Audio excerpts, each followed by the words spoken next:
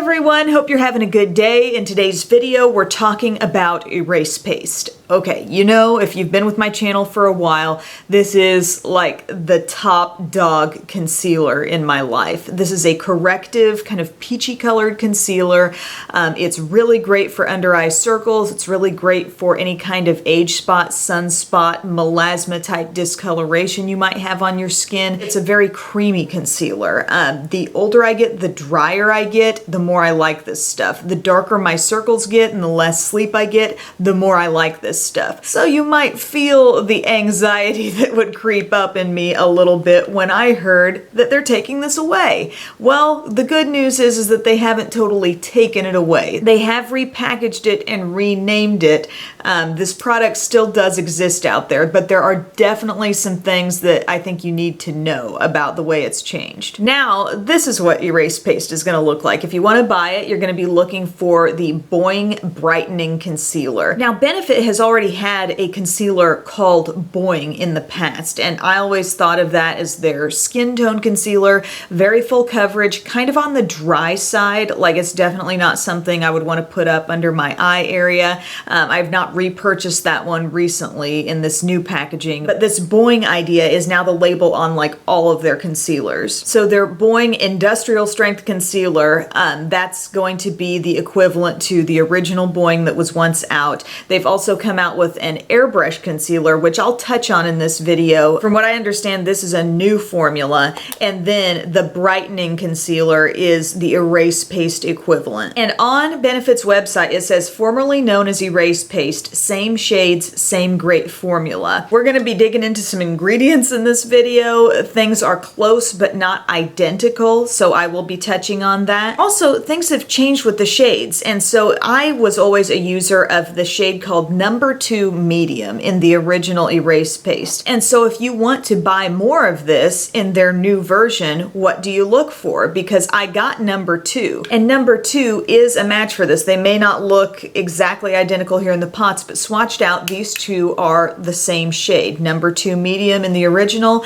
and number 2 in the new. But in this new version, number 2 is actually referred to as light medium. So you're going to be looking for number 2 light medium if you used to use number 2 medium in the original. Now, since I was confused on this and I wasn't sure what I would be, I went ahead and also purchased the one called medium, and that is now number 3 in the new version, and it is considerably darker than the original erase paste that I was using. So I guess if you're trying to match up, go by number, not necessarily by name. They also have an even lighter version than both of these, and that is called 01 Light. No matter what number you're getting, they are still going to have an element of peachiness to them. It's just a matter of how deep you want to go. And talking a little bit more about the formula of erase paste, what always made this unique to me was how emollient this concealer seemed to be. You know, there was more moisture in erase paste than just about anything, but even when I got it like kind of blended out on my skin, it wasn't sticky. There is a stickiness to some concealers. The first one that comes to mind is IT Cosmetics Bye Bye Under Eye. There's just a tacky element to that concealer. Not saying it's a bad concealer, but without a doubt I would set that stuff. And I tend to like to set my erase paste as well, but this is a concealer in a pot where if you put your finger in it and lift up, it creates peaks in the product. So there's a real richness and creaminess. And so I was really wondering if the new version would have that same quality. And it really does seem to have it. Now, when it's brand new and you unscrew this pot, it's going to look just completely flat. It's going to look like maybe the texture of any random pot concealer. But you swirl your finger into it, you work it up a little bit, and you can tell, yes, it does have that same texture, that same feel and consistency as the original. Also, just blending them out on the skin, they do have the very same feel. I wanted to show you what it looks like as I apply this new Benefit boi-ing Brightening Concealer number 2 on my under eye area. You know, I've got some dark circles. I've got some sort of melasma areas peeking through after spending some time in the sun, and this does a great job of covering it. It really covers just as much as the regular erase paste because it really is the same consistency of product. It's that same creaminess level.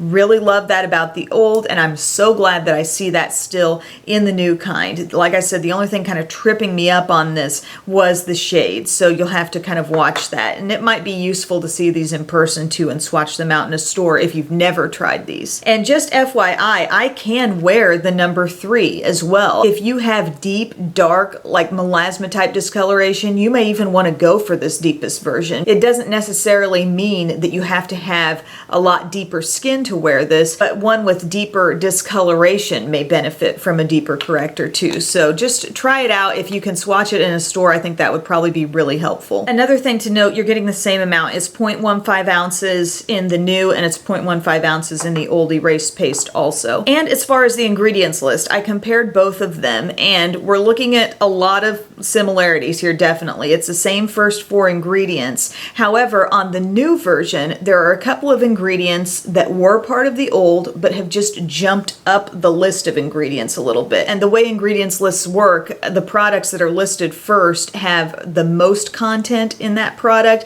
and then less and less and less as the list goes on. So both concealers, the old and the new, have the same first 4 ingredients, but in the new kind, Propyl, Paraben, and Retinol Palmitate jumped the list, like by about 3 ingredients they jumped up. So what are those things? Why would the new kind contain more of those? Well, propyl paraben is a preservative. I'm no chemist or scientist here, but this is something that, from what I understand, naturally occurs in plants, but then it is chemically or synthetically created for cosmetics products as a preservative. Now, the old erase paste did contain this, but the way the ingredients list lays out, it would appear the new kind contains a little bit more. I'm not sure exactly how much, because they're not giving the specific recipe here, but they are just giving an ingredients list. Some people try to stay away from parabens at all costs. However, there are also people on the other side. I think of Paula's Choice. That's a very well-respected skincare line, and also, you know, you can go on the Paula's Choice website, look up tons of reviews on products and things like that. They say, and I'm going to quote the Paula's Choice website here,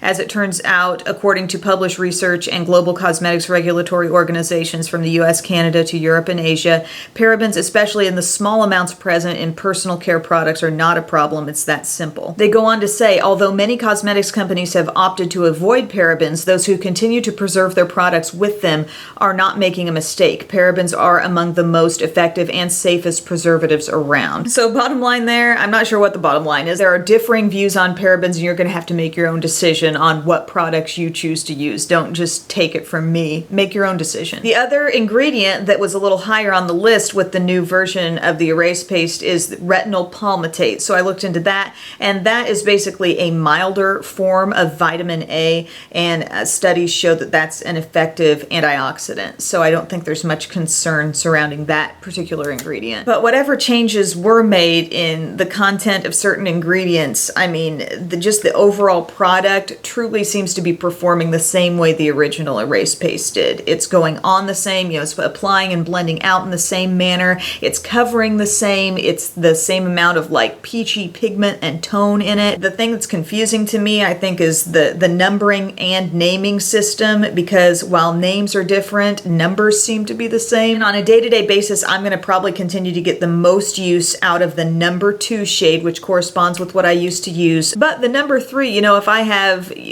discoloration that gets much darker, you know, say on top of my cheeks or really dark under eye circles, this could still be a useful shade. Also, just the way this stuff wears throughout the day, I love it. So now for me, I can breathe that sigh of relief on erase paste. You know, you're looking at boi-ing brightening concealer now, but it really seems to be the same product. Now, another little tidbit here, I did try this Airbrush Concealer. As you can see, packaging, it's a different thing going on here. You're getting 0.15 ounces here. Here you're getting just 0.05 ounces of the Airbrush Concealer. And I got this in the shade number 1. This is going to be more of a skin tone color range.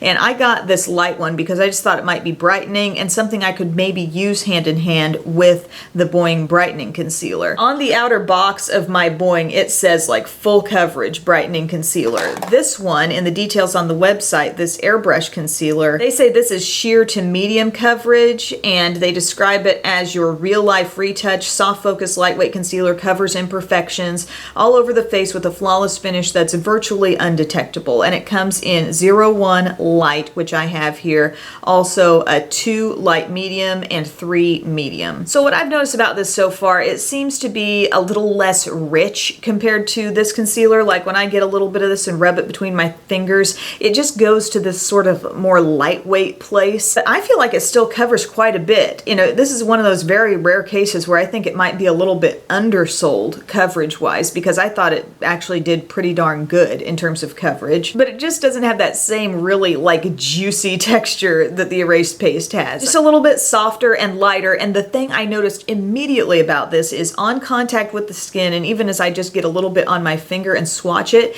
it has a little bit of a cooling feel, and they don't even really address that. I don't think they mentioned it at all in their claims, which surprised me, but it feels like instantly cooling when you put it on the skin. And so what I've been doing, I applied the erase paste and then I'd use a little bit of this just to kind of brighten, like right on the very tops of my cheek area, like on the top of the apple of my cheek, anywhere else on the face that I want to brighten up. I've applied this too, and it plays so well with the erase paste. Like seriously, I've gotten in trouble recently like applying too much of the Besame sticks, and I explained that in my review video, how you can only layer up so much of that product. And with some things you'll find some products really have their limits as to how much you can wear and still look good with them on your skin. But the other day I was so impressed wearing both concealers layered one on top of the other, and my under eye looked so smooth, so flawless. I was like, yes, I have really hit on something good here. Now I'm not saying that erase paste demands to have an additional concealer put on top of it. You really don't have to, but if you're interested in just kind of playing with the tone a little bit, or I don't know, maybe you have the need for a skin tone concealer on other parts of your face, whether it's just for brightening purposes or to cover like blemishes or spots or redness. If you do go pairing this on top of this, you're not going to be like a hot mess by noon. And the last thing I think I'll address with these concealers is, do you need to set them? And I would say it's not an absolute requirement. I think if you have really dry under eyes and you're using this erase paste on that area, you might not feel like you even want to set that at all. But I think most people may want a little light dusting of some setting powder there. I absolutely love the Laura Mercier loose powder, and I know that's like, if you've never tried any of this stuff, you're like, okay, that's yet another high-end purchase here, but it really is, I think, so far for me, an incomparable lightweight loose setting powder. You could bake with that stuff, or you can apply it just very, very lightly, or you might be interested in trying some erase paste and waiting on any sort of setting powder and trying some other powders that you might already have on hand and seeing what kind of effects you get with wear.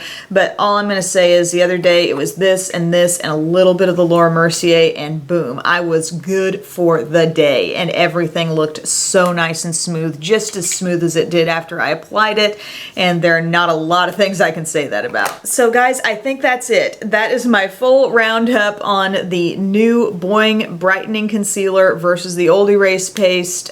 Very happy to see that there are so many similarities with this, but you are just going to kind of have to watch it a little bit as you choose your shade. But thank you guys so much for your time. I hope this was useful, and I will see you soon in my next video. Bye.